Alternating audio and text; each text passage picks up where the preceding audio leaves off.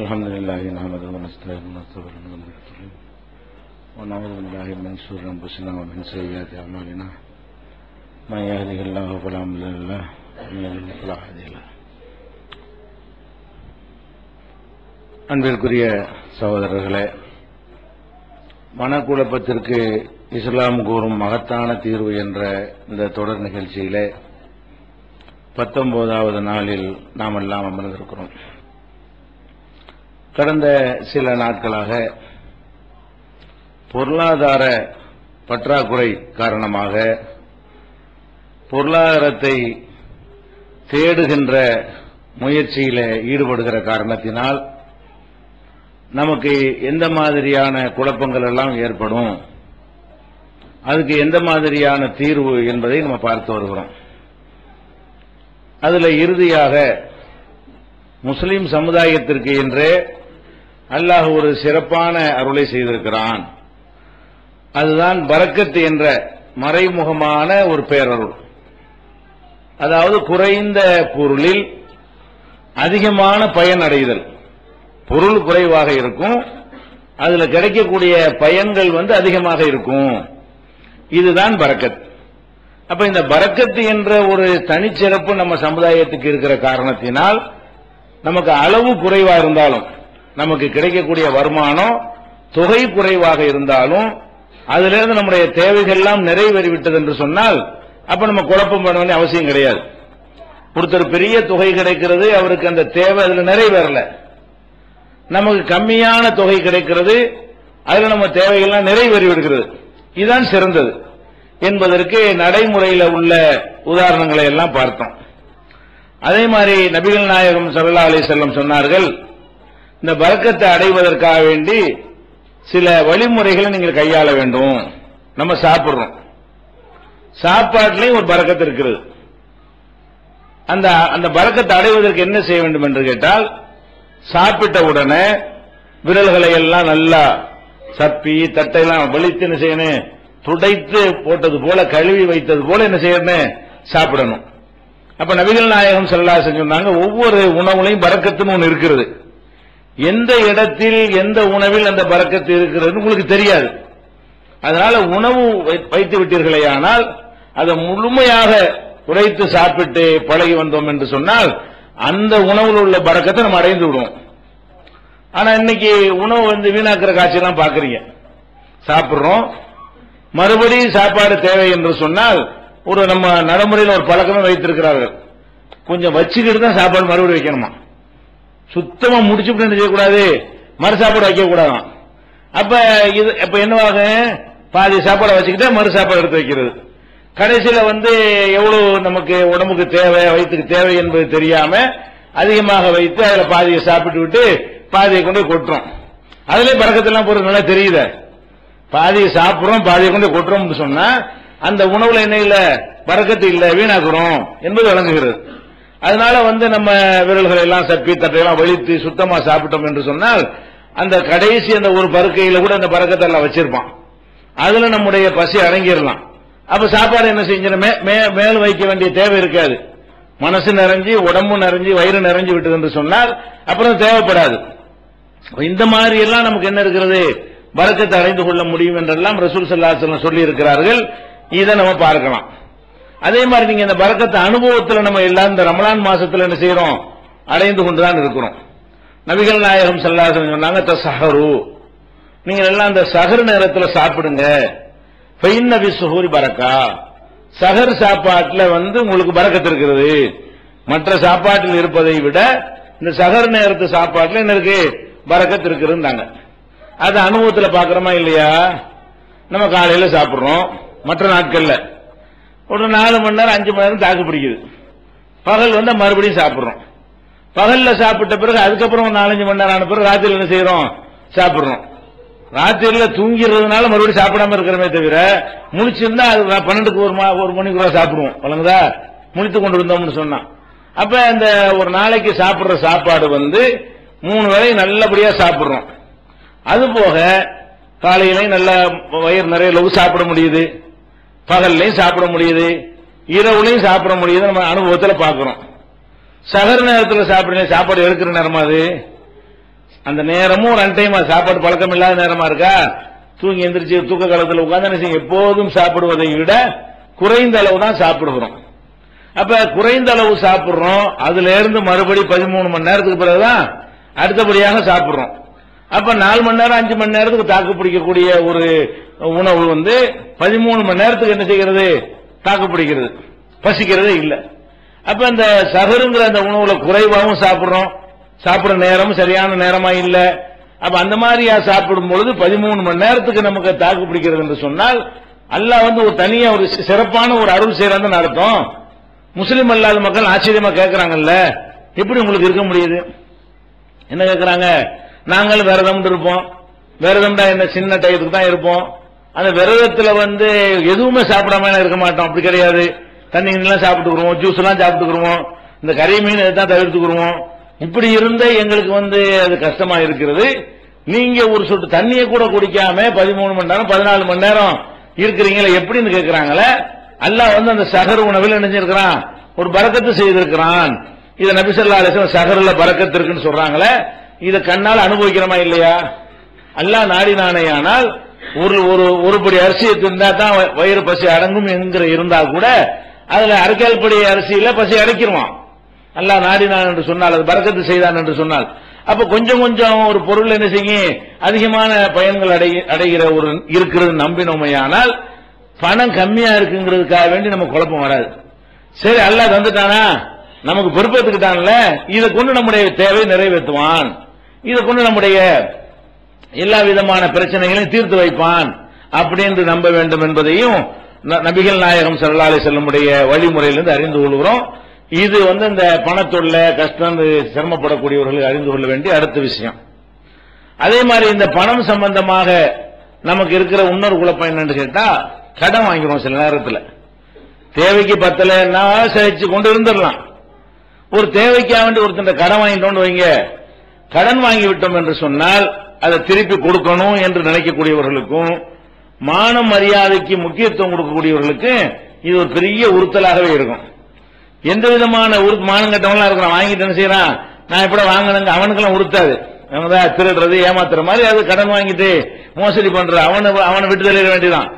ஆனால் யாருக்கு உறுத்தலா இருக்கும் என்றால், நம்ம கடன் வாங்கிட்டோம், அவன் கேட்பான், நம்ம கொடுக்க முடியலன்னா வெக்கமா இருக்கு, அவனை பார்த்தா வேற பக்கம் ஒழிஞ்சிட்டு போறது, அவனை சந்திக்க வேண்டிய நிலை ஏற்படும் என்றால் அந்த மாதிரி சபைகளுக்கு செல்வதை தவிர்த்துக் கொள்வது, இந்த மாதிரி எல்லாம் இருக்கிறோம். ஒரு கடையில கூட நீங்க கடன் கொடுத்துட்டீங்கன்னு சொன்னா வியாபாரம் நின்று போயிடும். கடன் இல்லைன்னீங்களா தொடர்ச்சி வியாபாரத்துக்கு வந்துட்டு இருப்பாங்க. கடன் கொடுத்தீங்கன்னு சொன்னா இந்த கடனை தரணுமேங்கிறதுக்காக வேண்டி தர முடியலன்னு வைங்க, காசு இருக்கும்போது வேற கடையில் வாங்கிட்டு போயிடுவான். காசு இருக்கு சரி, கடன்ல தந்திருக்கோம் அங்க போய் வாங்குவோம் அப்படின்னு நினைக்க மாட்டாங்க. இந்த கடன் கொடுக்கணுங்கிறதுக்காக என்ன செய்யறது, வேற கடையில் வாங்கிட்டு போறது. அப்ப கடன் கொடுத்தா அது ஒரு கடன் தந்திருக்கான அவன் தான் நம்ம வியாபாரம் பண்ணணும் அப்படின்னு நினைப்பு வர மாட்டேங்குது. ஏன்னு கேட்டா, அந்த கொடுக்க முடிய இயலாமை என்று வரும் பொழுது அது நம்மளை எல்லாரையும் பாதிக்கிறது. நல்ல இரையச்சம் உடையவங்க, ஒரு ரோசத்தோட மானத்தோட வாழக்கூடியவர்களுக்கு பாதிக்கிறது. இது பாதிக்கத்தான் செய்யும். கடன்கிறது ஒரு பெரிய விஷயம் தான். ஆனால் நபிகள் நாயகம் ஸல்லல்லாஹு அலைஹி வஸல்லம் அவங்க அதற்காக வேண்டி நமக்கு ஒரு பாதுகாப்பு கவசத்தை நெஞ்சிருக்கிறாங்க, ஏற்பாடு செஞ்சு தந்திருக்கிறாங்க. முதலாவது இந்த கடன் பிரச்சனைக்காக வேண்டி இந்த கடன்ல மாட்டிக்கிற கூடாதுன்னு சொல்லி அல்லாஹ்விடத்தில் நம்ம அடிக்கடி பிரார்த்தனை செஞ்சுக்கிட்டே இருக்கணும். எத்தனை விஷயத்துக்கு நம்ம என்ன செய்யறோம், பிரார்த்தனை செய்யறோம். யாராவது எனக்கு கடன் இல்லாம ஆக்கி வைப்பாயாங்கிறதுக்கு ஒரு முக்கியத்துவம் கொடுத்து பிரார்த்தனை பண்றோமா? பிள்ளைய கூட ரிஸ்க் கூட அதை கூட இதை கூட இப்படிலாம் கேட்கிறோமே தவிர வீட்டை கூட காரை கூடன்னு கேட்கிறோம். இறைவா நான் யார்ட்டையும் கடன் வாங்கிடக்கூடாது, கடன் வாங்கக்கூடிய துன்பத்திலிருந்து என்ன செய்யணும், நீ காப்பாற்ற வேண்டும் அப்படின்னு நம்ம கேட்க மாட்டோம். ஆனா நபிகள் நாயகம் ஸல்லல்லாஹு அலைஹி வஸல்லம் அவங்க அன்றாடம் தொழுகையில ஓதுவதற்கு கற்றுத்தந்த துஆவுல கூட அல்லாஹும்ம இன்னி அஊது பிக மினல் மஹ்ஸமி வல் மக்ரமி, இறைவா பாவத்தை விட்டு உன்னிடத்திலே பாதுகாப்பு தேடுகிறேன், கடனை விட்டு பாதுகாப்பு தேடுகிறேன். அப்ப பாவத்திலிருந்து எப்படி பயந்து ஓடுறதுக்கு அல்லாஹ்ட்ட பாதுகாப்பு தேடுறோமோ அந்த மாதிரி எதுலையும் பாதுகாப்பு தேடணும். எல்லாம் கடனாளி ஆக்கிறாத, கடன் பட்டவங்க என்ன செய்யணும் ரெண்டாவது வச்சுக்கிறோம். முதல்ல இந்த கடன் வராமல் இருக்க வேண்டும் என்றால் அன்றாட என்ன செய்யணும், நம்ம அல்லாஹ்விடத்துல கடன்ல இருந்து பாதுகாப்பு தேடிக்கிட்டே இருக்கணும். அப்ப இத அதிகமாக எந்த அளவுக்கு கேட்டா, இப்படி ரசூலுல்லாஹ் துஆ செஞ்ச உடனே ஒரு தோழர் எழுந்து கேட்கிறாரு. என்ன கேட்கிறாருன்னா, மா அக்ஸர மா தஸ்தஈது மினல் மக்ரம், கடன்ல இருந்து இப்ப அதிகமா பாதுகாப்பு தர்றீங்களே, அதனால அவ்வளவு பெரிய மேட்டராண்டு ரசூல் ஸல்லல்லாஹு அலைஹி வஸல்லம் கேட்கிறாரு. நீங்க கடன் தொல்லை வரக்கூடாதுன்னு ரொம்ப அதிகமா பாதுகாப்பு தர்றீங்களே, கடனாளி ஆக்கிறாது அல்லாஹ், என்ன கடன்காரன் ஆக்கி விட்டுறாதே, அதுல இருந்து காப்பாத்துன்னு சொல்லி பெரிய பயங்கரமான ஒரு விஷயத்துக்கு தானே அப்படி கேட்போம். ரொம்ப பாதுகாப்பு தேடுறாங்க ரசூல் ஸல்லல்லாஹு அலைஹி வஸல்லம். அதை பார்த்துட்டு அவர் கேட்கிறாரு, ஏன் அதிகமாக நீங்க கடன்ல இருந்து பாதுகாப்பு தர்றீங்க? அப்ப ரசூல் ஸல்லல்லாஹு அலைஹி வஸல்லம் சொல்றாங்க, கடன் காரணம் சொல்றாங்க, இன்னர் ரஜுல இதா கரம, அதாவது கடன் வாங்கி விட்டான் என்று சொன்னால் பேசும்போது பொய் பேசுவான். முதல்ல கடன் வாங்கிட்டான்னு வைங்களேன், நாளைக்கு தரேன்னு வாங்கிடுவான். நாளைக்கு என்ன செய்வான், அதுக்கு ஒரு பொய். நாளை கழிச்சு அதுக்கு ஒரு பொய், நாளைக்கு தர்றேம்மா, அடுத்த வாரம் தர்றேம்மா.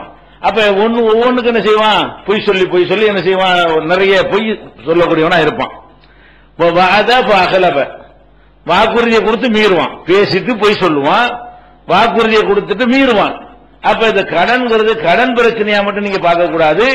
ஒரு மனிதனை வாக்கு நிறைவேற்றுவதை தடுக்கக்கூடியதும் அவனை பொய்யனாக அதிகமான பொய் சொல்லக்கூடியவனாக ஆக்குவதும் இந்த கடனால் ஏற்படுகிறது. ஒரு நல்ல மனிதன் பொய்யனாக இருக்கக்கூடாது. ஒரு நல்ல மனிதன் நல்ல முஸ்லீம் வாக்குறுதியை நிறைவேற்றுவனாக இருக்க வேண்டும். அப்ப இந்த ரெண்டுமே ஈமானுக்கு அடையாளம். இன்னும் சொல்ல போனா இந்த முனாஃபிக்குங்கறாங்கல்ல, முனாஃபிக்குன்னா யாரு, உள்ளத்துல ஒண்ணு வச்சு வெளியே வேற ஒண்ணு வைக்கிறவனுக்கு பேர் முனாஃபிக்கும்பாங்க. மூமின் என்று மக்கள்கிட்ட சொல்லிக்கிடுவாங்க, உள்ளத்துல ஈமான் இருக்காது. அவங்க மக்கள்கிட்ட போனா நான் உங்களை சேர்ந்த ஆளுக்குங்கிறது, இங்க உங்களை சேர்ந்த ஆளுக்குங்கிறது, இப்படி முனாஃபிக்குன்னு ஒரு கூட்டம் இருந்தாங்க. நபிகள் நாயகம் ஸல்லல்லாஹு அலைஹி வஸல்லம் சொன்னாங்க, இந்த முனாஃபிக்கு 3 அடையாளம் இருக்குது. 3 அடையாளம் என்ன, இதா ஹதஸ ஃபகதப, பேசுனா பொய் சொல்லுவான். ஒய்தா வஅத ஃபஅஹலப, அவன் வாக்குறுதி கொடுத்தா அதை மீறுவான். ஒய்தா துமின கான, நம்பி ஒப்படைக்கப்பட்டால் மோசடி செஞ்சிருவான். இதுதான் முனாஃபிக்கு அடையாளம்.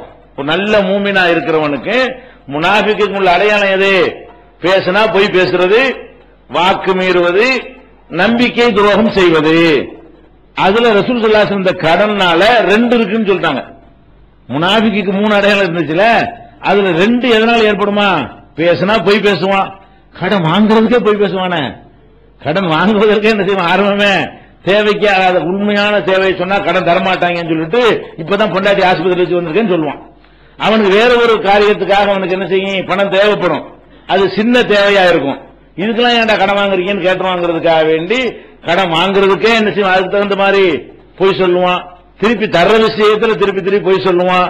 இருந்தா கூட கொடுக்க மாட்டான். அதாவது இல்லாம கொடுக்க முடியாம போனா அது ஒரு கணக்கு இருக்கு, அல்லாஹ் அதை பார்த்து கொண்டிருக்கிறான். சில பேர் என்ன செய்வான், கடன் வாங்கிட்டு கொடுக்கறதுக்கு இருக்கும், இத்தனையோ செலவுகள்லாம் பண்ணுவான், விரயம் பண்ணுவான், அது பண்ணுவான், இது கல்யாணத்துக்கு பல லட்சங்கள் செலவு செய்வான். ஒரு கடைக்கு கொடுக்க வேண்டிய ஒரு 1000 ரூபாய் கொடுக்க மாட்டான். ஒரு பால்காரனுக்கு கொடுக்க வேண்டிய காசு என்ன செய்ய மாட்டான், கொடுக்க மாட்டான். அப்ப எத்தனையோ சின்ன சின்ன தெருவில் உள்ளவங்கள்ட்ட எல்லாம் போய் வாங்கியிருப்பான் கடன், அதெல்லாம் கொடுக்க மாட்டான். லட்சக்கணக்கான ரூபாயில செலவு பண்ணுவான். அப்ப வச்சுக்கிட்டே மோசடி செய்ய வாக்குறுதி மீறக்கூடிய நிலையெல்லாம் ஏற்படுகிறது. அப்ப அதுக்கு தான் நபி ஸல்லல்லாஹு அலைஹி வஸல்லம் அவங்க கடன்கிற ரொம்ப பயப்பட வேண்டிய விஷயம்னு சொன்னாங்க. இது புகாரியில 833வது ஹதீஸ்லயும் 2397வது ஹதீஸ்லயும் இருக்கிறது. அதனால நீங்க அடிக்கடி என்ன செய்ய வேண்டும் என்றால், இந்த கடன் வரக்கூடாது, அல்லாஹ்ட்ட பாதுகாப்பு தேட வேண்டும். பொய்யனாகாமல் நம்ம தப்பிச்சுக் கொள்ளலாம். அல்லாஹ்ட்டே அந்த கவசத்தை ஒப்படைத்து விடும் பொழுது நமக்கு என்ன செய்யும், சுமை குறைந்து விடுகிறது. அதே மாதிரி நபி ஸல்லல்லாஹு அலைஹி வஸல்லம் அவர்கள் அடிக்கடி பாதுகாப்பு தேடும் பொழுது சில விஷயங்களை பாதுகாப்பு தேடுவாங்க. அதுல கடனை கண்டிப்பா குறிப்பிடுவாங்க. அல்லாஹும்ம இன்னி அஊது பிக்க மினல் ஹம்மி வல் ஹுஸ்னி, கவலை துக்கம் ரெண்டு ஒண்ணுதான், அவங்களும் 2 வார்த்தையை போடுறாங்க.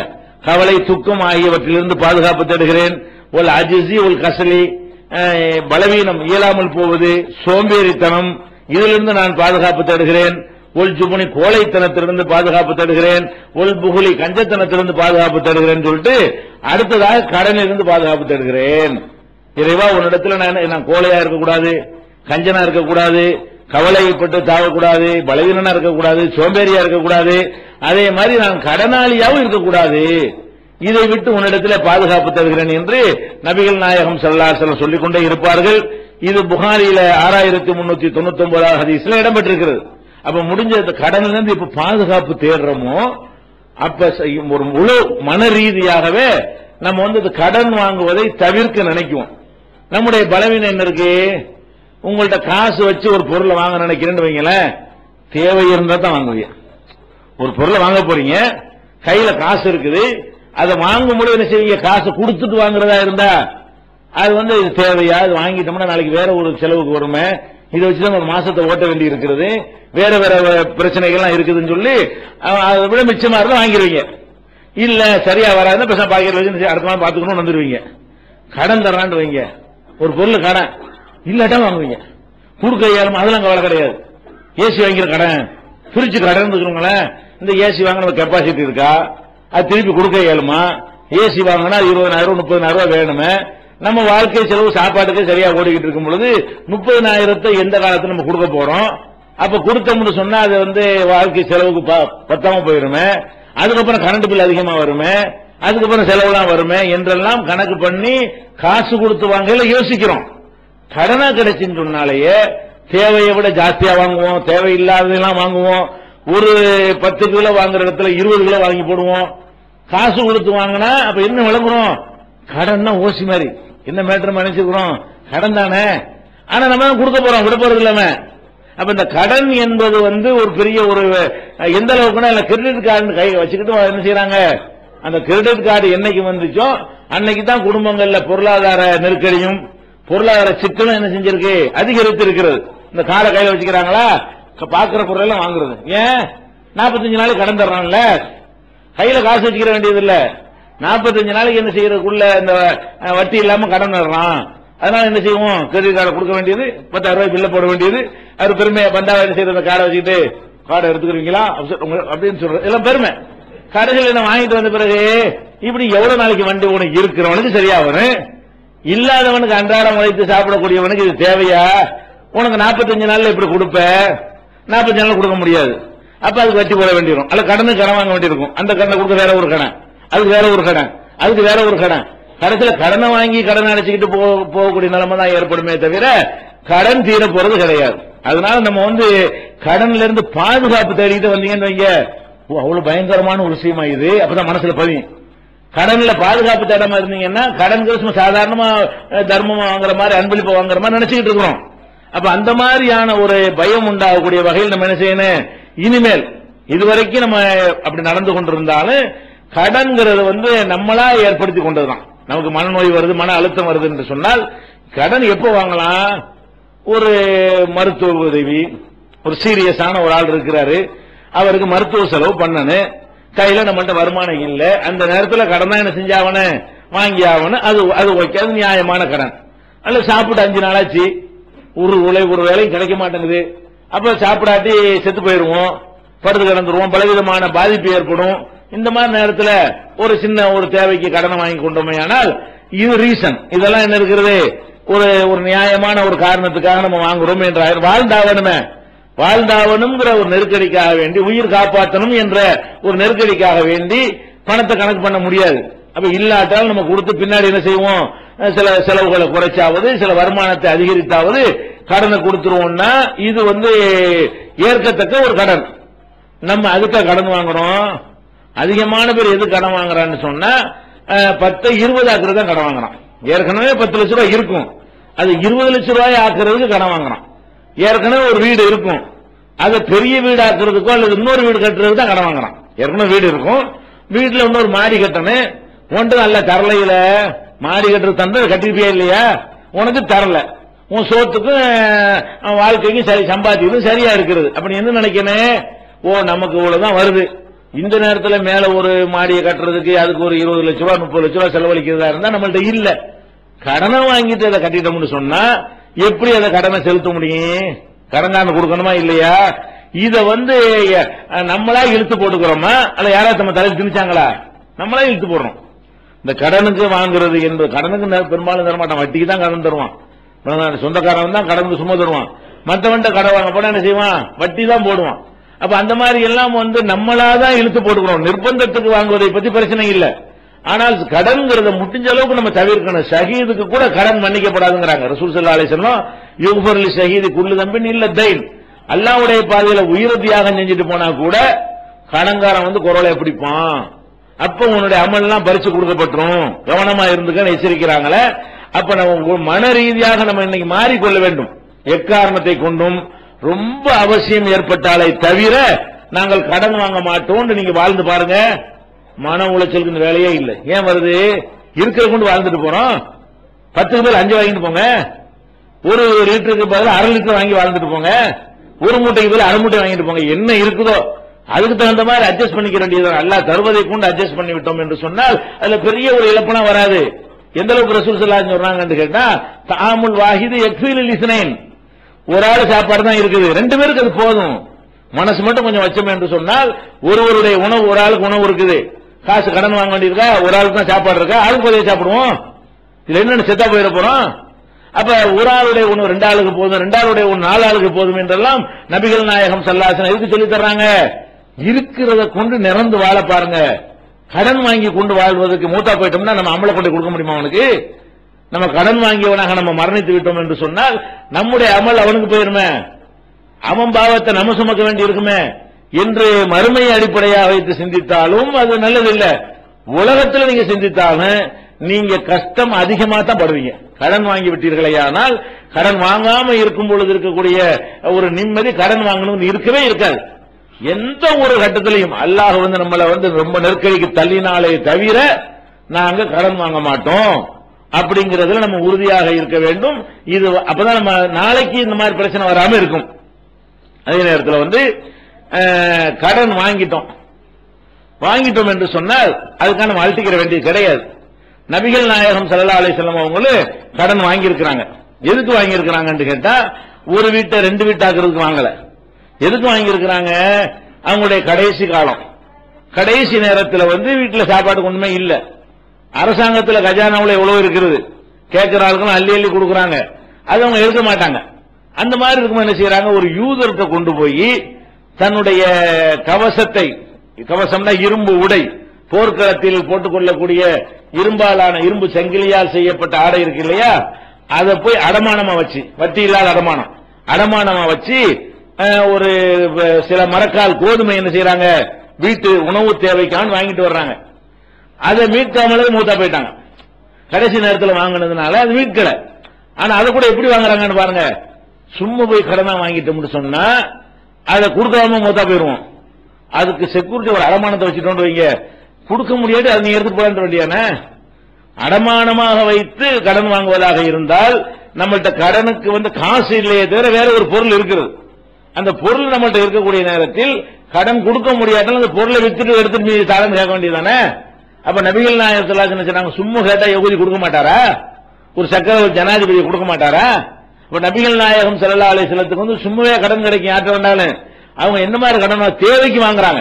இது பசி, வீட்டுல சாப்பாடு இல்ல, இனிமேல் பொறுக்க முடியாத அளவுக்கு ஒரு அவசிய தேவை வருகிறது, ஒரு அவசரத்துக்கு என்ன செய்யலாம்ங்கிறதுக்காக வேண்டி அவங்க ஒரு யூதர்கிட்ட போய் கடன் வாங்குகிறார்கள்.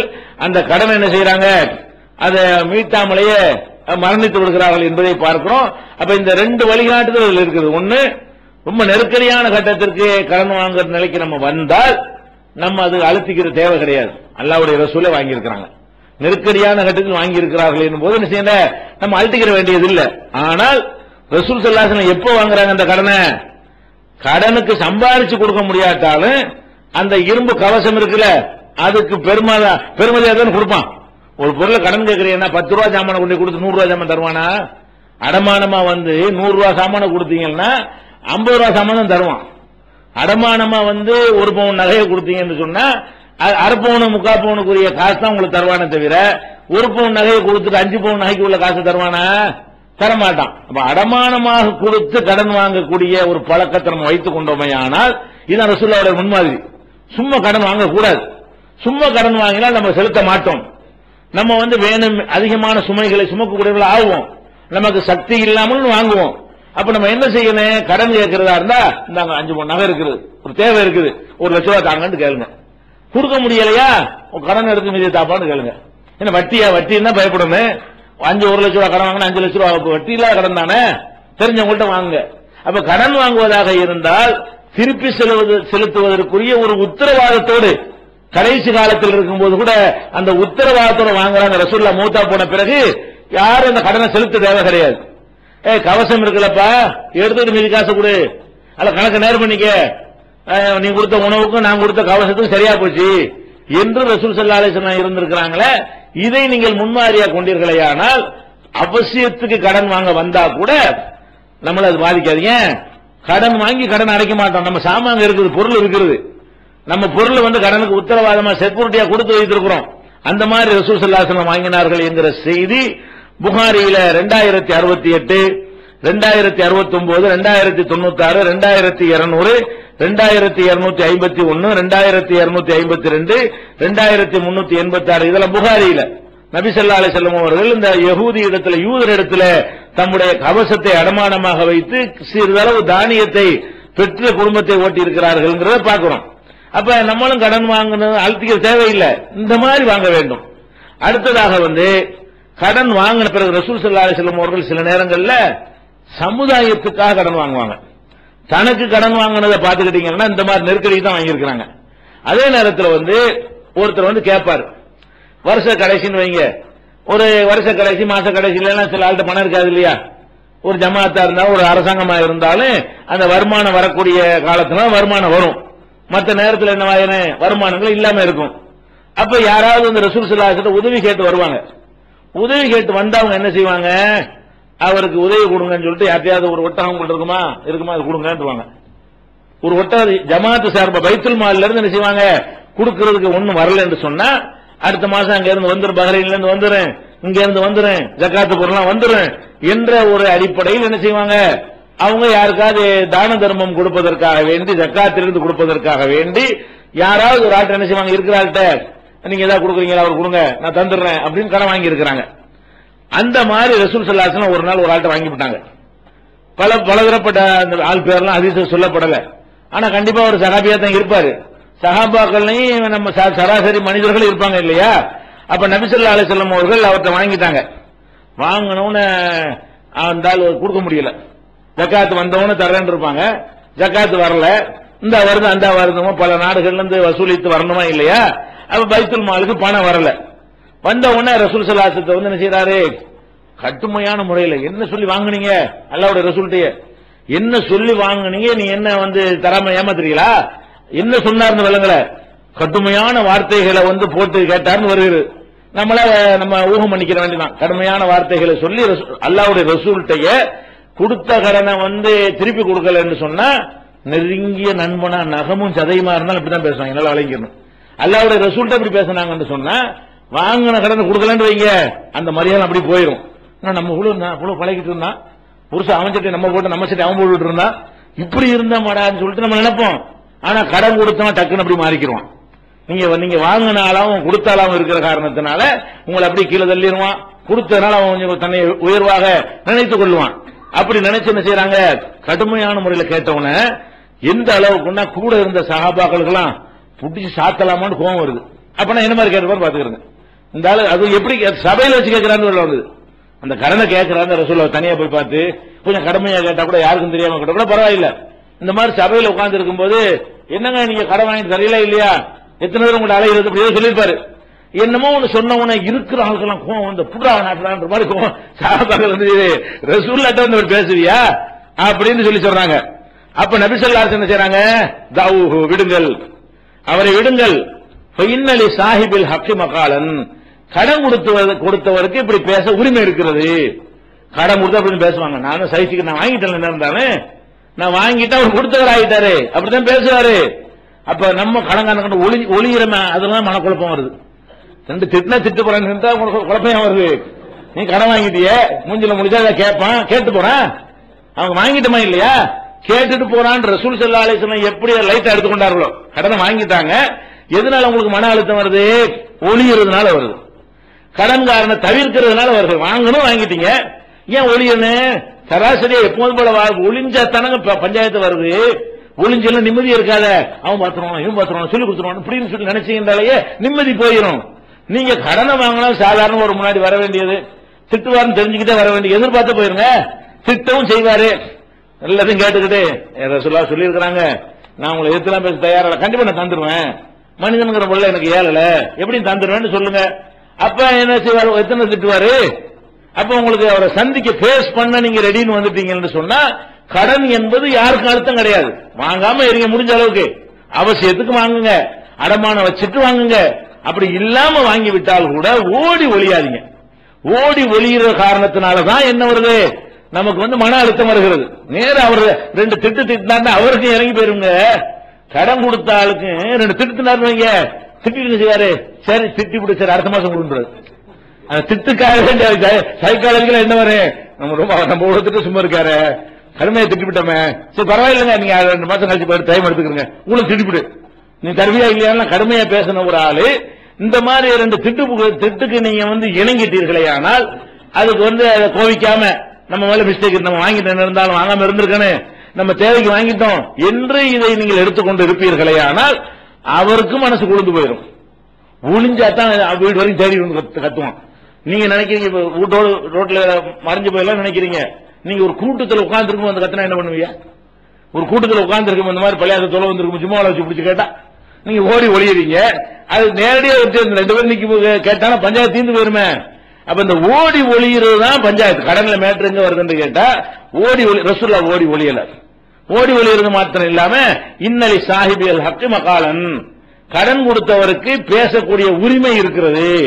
அப்ப அவர் உரிமைப்படி பேசுகிறார், நீ திருப்பி நினைக்கிறாரு அதே மாதிரி நம்ம பேசிடக்கூடாது. அவன் கொடுத்தோம், நம்ம வாங்கிட்டோம், கை நீட்டி வாங்கிட்டோம், இருந்தாலும் கொடுத்தவன் பேசுறான்னா நம்ம என்ன செய்யணும், சகித்துக் கொள்ளணும். சண்டையாவது வருமா, இதனால சண்டை வராது. அப்ப அது சொல்லிட்டு என்ன செய்யறாங்கன்னா, சும்மா கால பிறகு சொன்னாங்க, இவர்கிட்ட ஒரு ஒட்டகம் வாங்கியிருந்தேன், அந்த வயசுடைய ஒட்டகமா பார்த்து வந்துருச்சு. அவர் கேட்கும் போது கொடுக்குற லெவல்ல ரசூலுல்லாஹ் இருக்கிறாங்க, அதுக்கு முந்திதான் அவர் கொடுக்காம இருந்திருக்காங்க. இப்ப கேட்க வர நேரத்தில் சாதாரணமா கேட்டா கூட கொடுத்திருப்பாங்க. பைத்துல் மால்ல இப்ப இருக்குது. அப்ப என்ன செய்யறாங்க சஹாபாக்கள்கிட்ட, அவரு ஒரு ஒட்டகம் கொடுத்தாரு, அவர்கிட்ட ஒட்டகத்தை தான் வாங்கி கொடுத்திருக்கிறேன், அதே வயசுடைய ஒட்டகத்தை கொடுங்க. வயசுக்கு தகுந்த மாதிரி வேலை, 3 வயசு ஒட்டகத்துக்கு ஒரு வேலை, 4 வயசு ஒட்டகத்துக்கு வேலை கூட, 5 வயசு ஒட்டகத்துக்கு இறைச்சி கூட இருக்கும்ல, அதுக்கு ரேட்டு கூட இருக்கும். 3 வயசு ஒட்டகத்தை வாங்கணும், அதுதானே கொடுக்கணும்.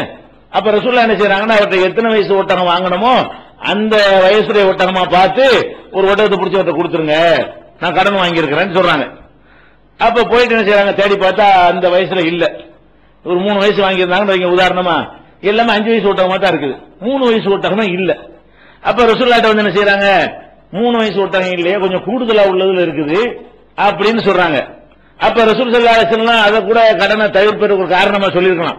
3 வயசு கிடையாது, அது 3 வயசு வரும்போது தரேன், 5 வயசு தான் இருக்குது, இது ரேட்டு கூட அப்படின்னு சொல்லியிருக்கலாம். அவங்க என்ன சொன்னாங்க, அதையே கொடுங்க. 3 வயசு ஒட்டகம் 1000 ரூபான்னு சொன்னா 5 வயசு ஒட்டகம் 2000 ரூபாய் இருக்கும்.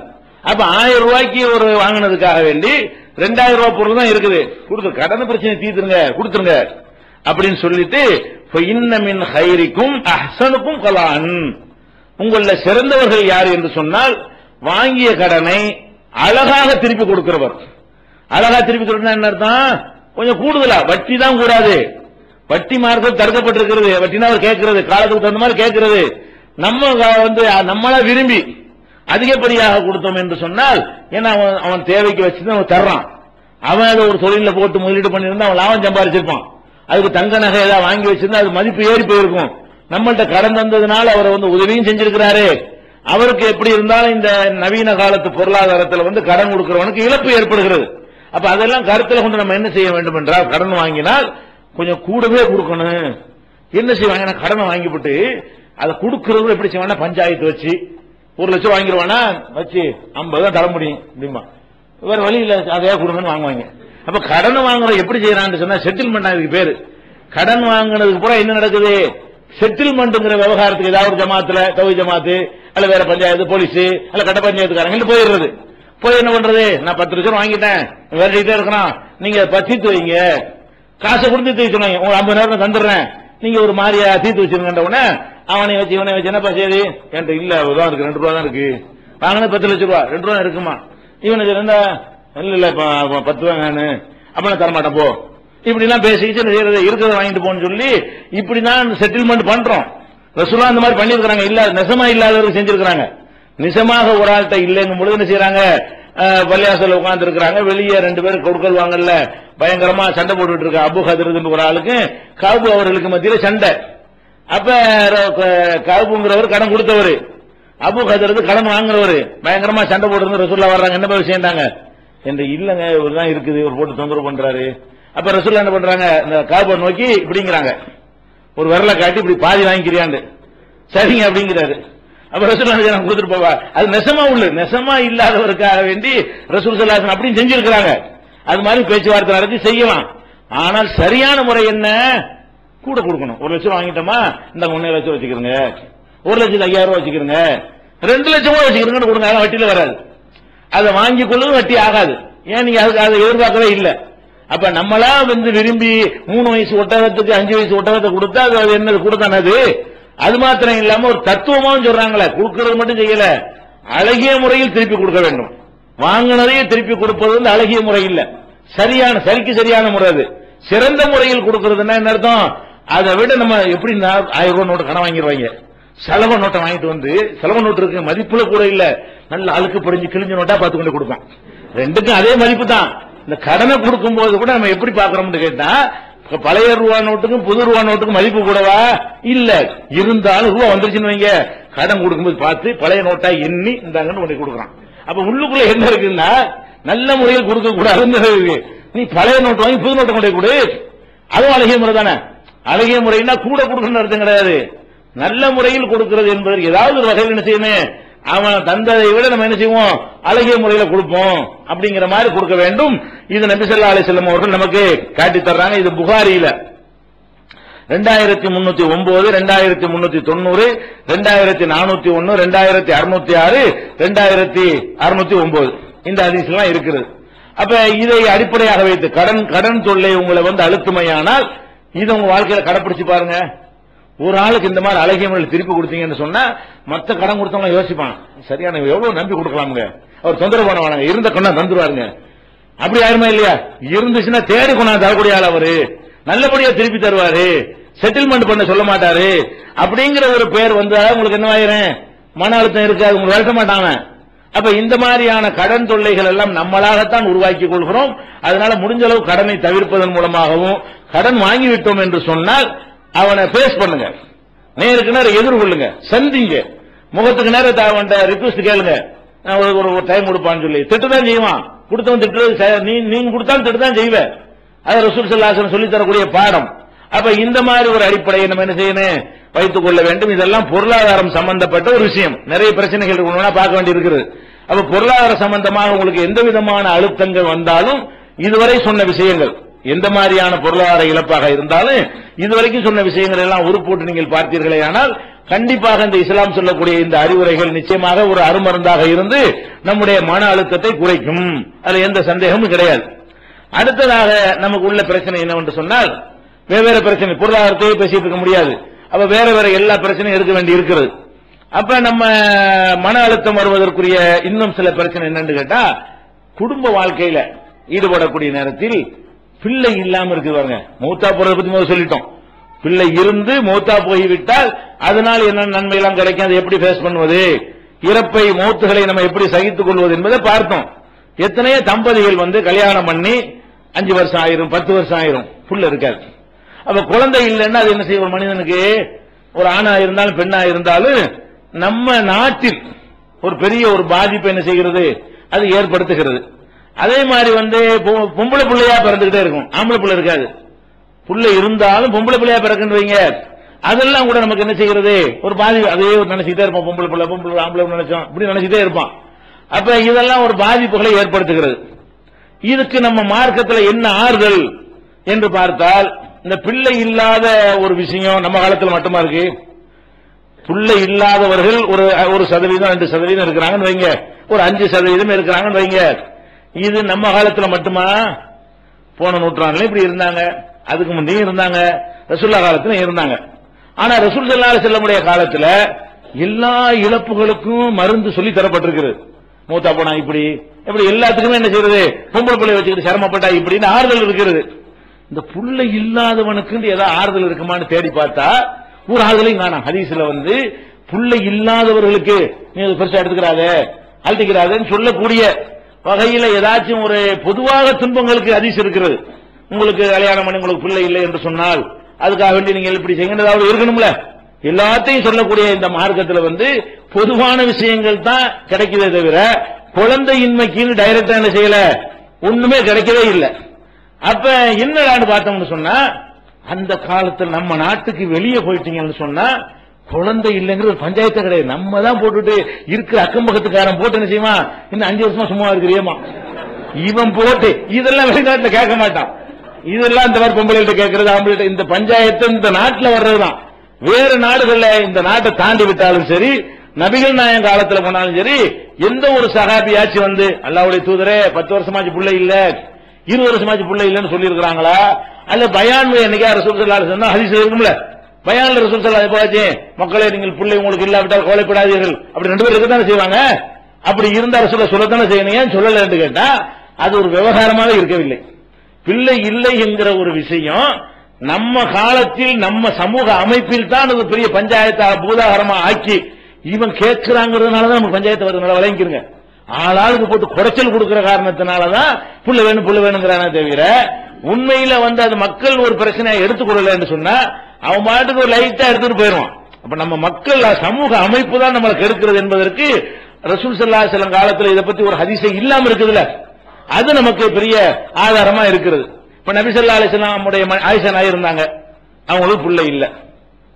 என்னைக்காச்சும் ஆயிஷா நாய் ரசூலுல்லாஹ்ட்ட அல்லாஹ்வுடைய தூதரே எனக்கு ஒரு புள்ளை இல்லாம இருக்குது, நீங்க துஆ செஞ்சீங்கன்னா உங்க மூலம் எனக்கு ஒரு புள்ளையை தருவானு கேட்டாங்களா? அல்ல யார்ட்டையாவது சொன்னாங்களா? யாராவது ஒரு ஆள்கிட்ட நீ உனக்கு புள்ளை எனக்கு புள்ளை இல்ல இந்த மாதிரி ஆயிஷா நாய் பேசி இருக்கிறாங்களா? இப்படி நிறைய சஹாபாக்கள், சொர்க்கத்திற்கு நற்செய்தி சொல்லப்பட்ட பல சஹாபாக்கள், இப்ப ரசூலுல்லாஹ்வுடைய மகள் உம்மு குல்சும் இருக்கிறாங்க சொன்னோம், அவங்களுக்கு பிள்ளை இல்லாம தான் மௌத்தா போனாங்க. அப்படியாக வந்து பிள்ளை இல்லாமல் இருக்கிறது ஒரு பெரிய விஷயமாவே இருக்க கிடையாது. ரசூல் ஸல்லல்லாஹு அலைஹி வஸல்லம் காலத்திலையும் இன்றைக்கும் உலகத்துல வேற பகுதிகளில், இந்த இந்தியாவுக்கு வெளியே அமெரிக்காவுடைய ரஷ்யாவுடைய வேற எந்த மதத்துக்கு காண்ட கேளுங்க, பிள்ளை இல்லைங்கிறத ஒரு விவகாரமா எடுக்கிறான். அவன் எடுக்கிறதே கிடையாது. வந்தா வளர்க்கிறான், அதை கூட சிரமமா நினைக்கிறான். எங்கேயாவது சிறுவர்கள் காப்பகத்தில் ஒன்றை விட்டு என்ன செய்யறான், அவன் பாட்டு ஜாலியா சுத்திட்டு இருக்கிறான். அப்ப பிள்ளைங்கிறது ஒரு விவகாரமாக நம்ம வந்து நம்மளா உண்டாக்கி கொண்டிருக்கிறோம். குழந்தை இல்லை என்பது என்ன கிடையாது, அது ஒரு பெரிய விவகாரமாக வந்து நபி ஸல்லல்லாஹு அலைஹி வஸல்லம் காலத்தில் இருந்தது இல்லை. ஆனா பொதுவா என்ன சொல்லப்படுது, அந்த விதி எடுப்பு அல்லாஹ் யஹபுலி மன் யஷாஉ ذுகுர், நாடியவர்களுக்கு அல்லாஹ் ஆண் பிள்ளையை கொடுப்பான். வ யஹபுலி மன் யஷாஉ இனாசா, நாடியவர்களுக்கு பெண் பிள்ளைகளை கொடுப்பான். அல்லது அவ் யஸபிஜுஹும் ذுக்ரான வ இனாசா, அல்லது ஆணும் பெண்ணும் குழந்தைகளுமாக கலந்தும் கொடுப்பான். வ யஜாலு மன் யஷாஉ அகீமா, நாடியவர்களை பிள்ளை பெற இல்லாதவர்களாகவும் அல்லாஹ் ஆக்கி விடுவான் அப்படின்னு சொல்லி ஒரு பொதுவான ஆறுதல் எதுல இருக்கிறது, குர்ஆன்ல இருக்கிறது. சரி அல்லாஹ் நாடல இருக்கு அதான் இருக்கே தவிர இந்த குழந்தை இல்லைங்கிறது நம்மளை எப்படி உறுத்துகிறதோ, எவ்வளவு அழுத்தமாக இருக்கிறதோ நினைச்சு நினைச்சு மருகி சாவுறாங்க. குழந்தை இல்லை என்கக்கூடியவர்கள் வந்து அந்த மாதிரி நினைக்கக்கூடிய ஒரு காட்சியெல்லாம் பார்க்கிறோம். அது வந்து சமூகத்தினால் நமக்கு வந்தது. எத்தனையோ உபாதைகள், எத்தனையோ குறைபாடு இருக்கு. ஒருத்தன் குருடனா இருக்கிறான், அதை சகிச்சுட்டானா அவன் டெய்லி அதை பத்தியே நினைச்சுட்டே தான் இருக்கிறான். அது மாதிரி குழந்தை இல்லாமல் போவதற்கு வந்து பல காரணங்கள் இருக்கும்.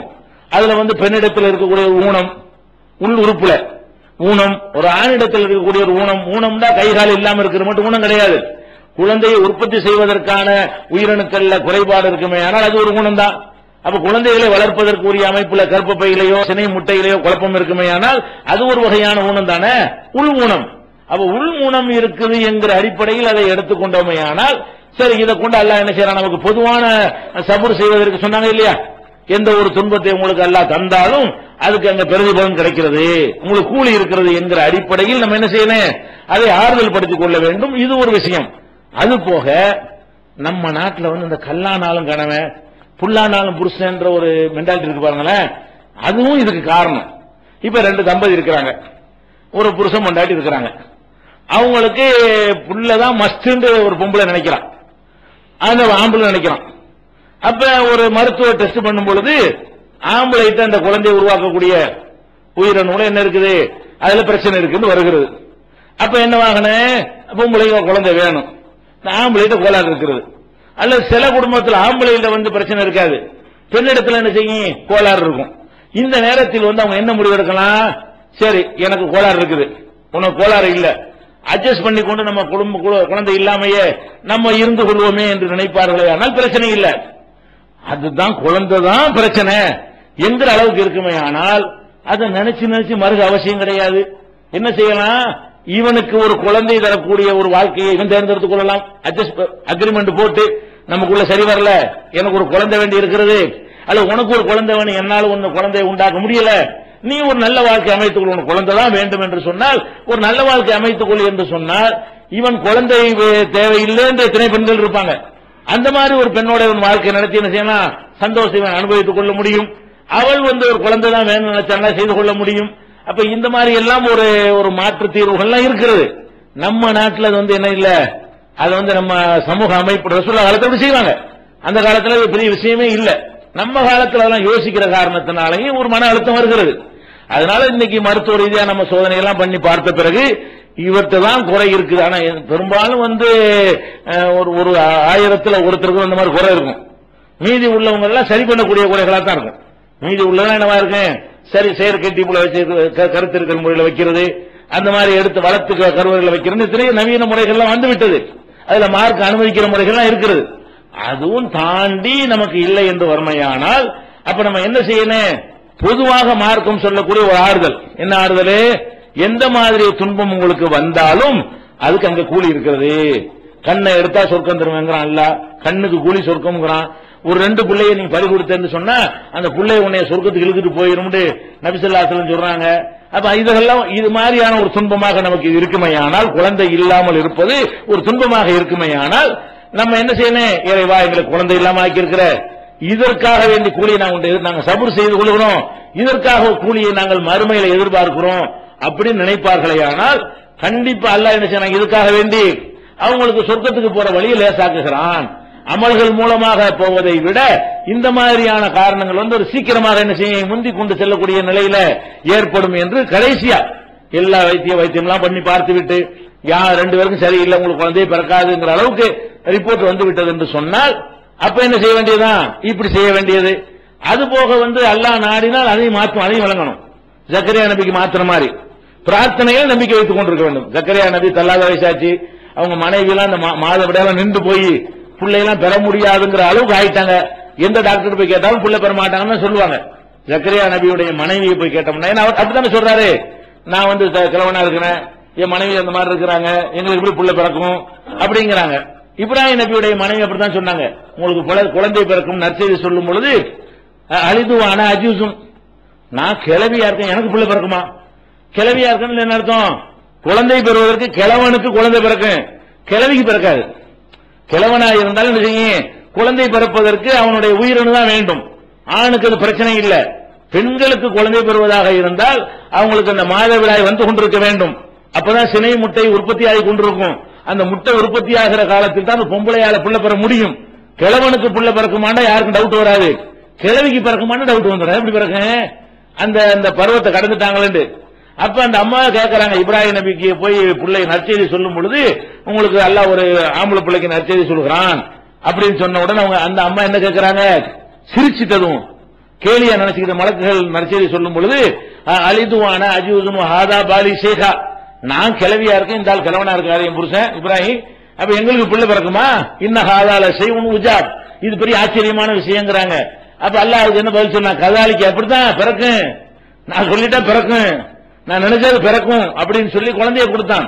அப்ப நீங்கள் மருத்துவமே கைவிட்டு விட்டால் கூட குழந்தை பிறப்பதற்குரிய சாத்தியமே இல்லை. நில் ரிப்போர்ட் வந்துருச்சு, நில் போட்டு வந்துருச்சு, எந்த சாத்தியமும் இல்லைன்ட்டான். அல்லாட்ட முறையிட வேண்டியதான். அல்லாஹ் நாடினால் எல்லாம் உண்டாக்குவான். ஜக்கரியா நபியுடைய மனைவிக்கு உண்டாக்குன மாதிரி, இப்ராஹிம் அலைஹிஸ்ஸலாமுடைய மனைவிக்கு உண்டாக்குன மாதிரி அதையும் உண்டாக்குவான். நம்பிக்கையோடு நீங்க அல்லாட்ட பிரார்த்தனை செய்யுங்க. அதுக்கும் அல்லாஹ் என்ன செய்வான், நிச்சயமாக அவன் நாடினால் அதெல்லாம் பெரிய விஷயம் கிடையாது, சரி பண்ணி விட்டுவான் அல்லாஹ் ரப்பல் ஆலமீன். அந்த நம்பிக்கையோட கேட்க வேண்டும். ஒன்று கேட்டும் வரவில்லை என்று சொன்னால், இறைவா நாங்கள் இது சபர் செஞ்சு கொள்றோம், எல்லாரும் குழந்தையை கொஞ்சம் மகிழ்ந்து சந்தோஷமா இருக்கிறார்கள், எங்களுக்கு அந்த வாய்ப்பு இல்ல, எங்களுடைய தள்ளாத வயசுல கவனிப்பதற்கு கூட ஒரு பிள்ளை இருந்தா எங்களுக்கு நல்லா இருக்கும், அதெல்லாம் இல்லாம இருந்து எங்களுக்கு சிரமம் ஏற்படும், நீ அதுக்கு இதுக்கெல்லாம் எங்களுக்கு மறுமையில கூலியாக்கி தந்துவிடு அப்படின்னு அவங்க நினைத்துக் கொண்டு சபர் செய்வார்களே. ஆனால் அவங்களுடைய மறுமை வாழ்க்கை என்ன செய்யும், சிறப்புக்குரியது அமையும் என்பதையும் கருத்தில் கொண்டோமே. ஆனால் பிள்ளை இல்லைங்கிற ஒரு பஞ்சாயத்து ஆகுமா, ஆகாது. ஏற்கனவே சொன்ன பொதுவான அந்த ஆறுதல்களையும் சேர்த்துக் கொண்டீர்களே, ஆனால் அது ஏற்படவே செய்யாது. அடுத்து என்னன்னு கேட்டா, பஞ்சாயத்து பொம்பளை பிள்ளை பிறந்த உடனே அந்த காலத்துல அரபிகள் மூஞ்சிலாம் கருத்து போயிருமா, நல்லா சொல்லி காட்டுறான். இதா புஷிர் அகதுகும் பில் உன்சா லல்ல வஜுஹு முஸ்வத்தா, ஒருத்தனுக்கு பொம்பளை பிள்ளை பிறந்துச்சுன்னு செய்தியை சொன்னோன்னு மூஞ்சி கருத்து போயிருமா. கருத்து போய் என்ன செய்வான்னா எத்தவாராமினல் கௌமி, சமுதாயத்தை விட்டு மறைந்து வாழ ஆரம்பிச்சிருவான். கடன்காரன் வாங்கி மறைகிறவன் அந்த மாதிரி மறைந்து ஆரம்பிச்சிருவானா. எதுக்காக வேண்டி? அது கேவலம். பொம்பளை பிள்ளை பெற்றுட்டான், திருட்டு போய் மாதிரி பொம்பளை பிள்ளை பெற்றுட்டான் சொல்லி கேவலமா பேசுவாங்களாம். அப்ப பொம்பளை பிள்ளை பெற்று விட்டால் கேவலமாக பேசுவார்களே என்று மக்களை விட்டு மறைந்து ஒரு நம்மளாம் புள்ள பிறந்த என்ன செய்யறோம், அக்கிய கொடுக்குறோம், சூத்து எடுத்துக்கிறோம், சந்தோஷமா காட்டுறமா இல்லையா? அவங்கள்ட்ட அது கிடையாது. அது ஆம்பளை பிள்ளை இருந்தா மட்டும் சந்தோஷம். பொம்பளை பிள்ளை பிறந்து செஞ்சோம்னா அவன் என்ன செய்வான், அது பெரிய இந்த கேவலமான ஒரு இழிவு ஏற்பட்ட மாதிரியும் அப்ப ஓடி ஒளிய ஆரம்பித்துக்கணும். கொஞ்ச நாள் தலையை காட்ட மாட்டான்.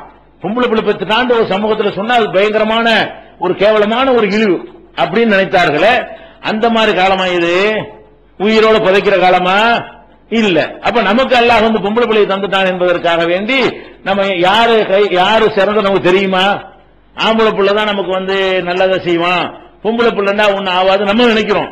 அல்லாஹ்வுக்கு இம்ரானுடைய மனைவி என்ன பண்ணாங்க, வயிற்றுல ஆம்பளை பிள்ளை இருக்குன்னு நினைச்சுதான் நேர்ச்சி பண்ணாங்க. அல்லாஹ் என்ன பொம்பளை பிள்ளையை கொடுத்து அந்த பொம்பளையை தான் உலகத்து பெண்களுக்கெல்லாம் முன்மாறிட்டான்ல. அல்லாஹ் வந்து இம்ரானுடைய மனைவிக்கு என்ன செஞ்சான், வயிற்றுல குழந்தையை சுமந்து கொண்டு இறைவா அந்த குழந்தைய உன்னுடைய ஆலயத்துக்கு நான் அர்ப்பணிக்கிறேன்னு நேர்ச்சி செஞ்சார்கள். ஆம்பளை பிள்ளை நினைச்சுக்கிட்டு பெற்றது பொம்பளை பிள்ளை. பிள்ளைச தக்கர கல் புன்சா, ஆம்பளை பிள்ளை பொம்பளை பிள்ளை சமமாமா, பொம்பளை பிள்ளையை கொடுத்துட்டியே நான் என்ன பண்ணுவேன்டாங்க. கடைசியில் என்னாச்சு, அல்லாஹ் என்ன சொல்றான், அந்த அம்மாவைத்தான் மரியமைத்தான் எந்த பொம்பளை பிள்ளை பிறந்துன்னு வருத்தப்பட்டாங்களோ அவங்கதான் மூமின்களுக்கெல்லாம் முன்னுதாரணங்கள். அல்ல ரெண்டு பெண்களை எல்லாம் முன்னுதாரணமாக்குறான். ஒன்னு பிறவனுடைய மனைவி, இன்னொரு யாரு, மரியம் அம்மனத்தை இம்ரான் அல்லத்தி அஹசனத்து ஃபர்ஜஹா. அப்ப இம்ரானுடைய மகள் வந்து மரியமையும் மூமின்களுக்கு முன்னுதாரணம் ஆக்கியிருக்கிறான். அப்ப நமக்கு தரக்கூடிய பொம்பளை பிள்ளை என்ன மாதிரி அல்லாஹ் படைச்சிருக்கானோ அது எவ்வளவுக்கு நம்ம பக்கபலமா இருக்க போகுதோ. நம்ம ஆம்பளை பிள்ளையை பெற்று அவன் கஞ்சி ஊத்தாம உன்னை முதிர்வுக்கு சேர்த்தாலும் சேர்த்துருவான். இந்த பொம்பளை பிள்ளை உன்னை காப்பாற்றக்கூடியதா இருக்கு, யாரு கண்டா அவனுக்கு? அப்ப நீ ஏன் வெறுக்கிற பொம்பளை பிள்ளைய? அப்ப நீங்கள் எத்தனை விஷயத்தை வெறுப்பீங்க, நன்மையாக இருக்கும். நீங்கள் விரும்பக்கூடியது என்னவா இருக்கும், கெட்டதாக இருக்கும். நீங்கள் கெட்டதை விரும்பி விடுவீர்கள். ரப்புல் ஆலமீன் வந்து நமக்கு பொம்பளை பிள்ளையா தந்துகிட்டு இருக்கான்னு சொன்னா நம்ம என்ன பண்ண வேண்டி இருக்கிறது? சரி, இது அதான் அல்லாஹ் கயிறு நாடி இருக்கிறான், அல்லாஹ் நீ செஞ்சா நல்லா தான் இருக்கு, இது நல்லதாக்கி வை அப்படின்னு சொல்லி எந்த வெறுப்பும் காட்டாம, பொம்பளை பிள்ளைன்னு கரிச்சு கட்டாம, பொம்பளை பிள்ளைன்னு திட்டி குவிக்காம, அதை வந்து இழிவுபடுத்தாம நல்ல முறையில் அன்போடும் அரவணைப்போடவும் அதை வளர்த்து நம்ம ஆளாக்கணும் என்று சொன்னால் அதுக்கு ரசூல் ஸல்லல்லாஹு அலைஹி வஸல்லம் சொல்றாங்க, மன் ஆல ஜாரியத்தைனி, இரண்டு பொம்பளை பிள்ளைகளை அழகுற வளர்த்து ஹத்தா தபுலுகா பருவ வயசு அடையும் வரை அழகான முறையில ஒருவன் வளர்ப்பானையானால், அவன் பிள்ளையத்தான் வளர்க்கிறான், அனாத பிள்ளைய வளர்க்கல, அவன் பெற்ற ரெண்டு பொம்பளை பிள்ளைய வளர்ப்பானையானால் ஜா யௌமுல் கியாமத்தி அன வஹுவ, கியாமத்து நாள்ல நான் அவன் இப்படி இருப்போம். ஒரு லம்மா அனாதைக்கு சொன்னாங்க, அது மாதிரி சொல்றாங்க, ஒரு லம்மா அசாபியஹு, ரெண்டு விரல்களை சேர்த்து காட்டி இந்த மாதிரி நான் அவனு கிட்ட இருப்போம், எனக்கு பக்கத்துல அவன் வச்சுக்கிருவேன். ரசூல் ஸல்லல்லாஹு அலைஹி வஸல்லம் பக்கத்துல ஒரு நடிகனுக்கு பக்கத்துல போஸ் போட்டோ இருக்கிறதா போஸ் கொடுக்குறாங்களே, அப்ப அல்லாஹ்வுடைய ரசூலுக்கு பக்கத்துல நிக்கிறது எவ்வளவு பெரிய கிஃப்ட், எவ்வளவு பெரிய இன்பம், எவ்வளவு பெரிய மரியாதை. அவ மறுமை நாள்ல வந்து ரசூல் ஸல்லல்லாஹு அலைஹி வஸல்லம் பக்கத்துல நான் அவனு ஒன்னா இணைஞ்சு நிற்போம் அப்படின்னு சொல்றாங்க. யாருக்கு சொல்றாங்க? ரெண்டு பொம்பளை பிள்ளை எல்லாம் கொடுத்துட்டான் என்பதற்காக வெறுக்காம, எனக்கு ஆம்பளை பிள்ளைய தரலையேன்னு என்ன செய்யாம அதை அலட்டி கொள்ளாமல் வளர்த்தானே, ஆனால் நான் அவன் இப்படி இருப்போங்கிறாங்க. முஸ்லீம்ல 6864வது ஹதீஸ்ல இடம்பெற்றிருக்கிறது. அதே மாதிரி வந்து ஒரு ஆயிஷா நாயகி அவங்கள்ட்ட வந்து ஒரு பெண்ணு வர்றாங்க, வந்து தர்மம் கேட்கிறாங்க. கூடவே ரெண்டு பொம்பளை பிள்ளைகளை கூட்டிட்டு வர்றாங்க. ஒரு அம்மா வந்து தர்மம் கேட்கிறாங்க, கூடவே ரெண்டு பொம்பளை பிள்ளையை கூட்டு வர்றாங்க. ஒரே ஒரு பேரிச்சை மரம் தான் இருந்துச்சு ஆயிஷா நாயகிட்ட, அதை எடுத்து கொடுக்குறாங்க. அந்த அம்மா ரெண்டா பிச்சு இந்த குழந்தைக்கு பாதி அந்த குழந்தைக்கு பாதியை கொடுத்துட்டு அது ஒண்ணு சாப்பிடல, அது பசியா தான் வருது, அந்த பொம்பளை சாப்பிடல. ஆயிஷா நாயகி புள்ள பிறகால் தானே, அவங்களுக்கு ஆச்சரியமா இருக்குது. குழந்தை இல்லாத அளவுக்குனால என்னடா நம்ம ஒரு பேரிச்சை மரத்தை கொடுக்குறோம், அந்த அம்மா கொஞ்சம் எடுத்துக்கு மூணா பங்கு வைக்கலாம்ல, இது ரெண்டு பேரும் பங்கு இந்த புள்ள சாப்பிடாம இருக்கேன்னு சொல்லி மனசை உறுத்திக்கிட்டே இருக்கிறாங்க.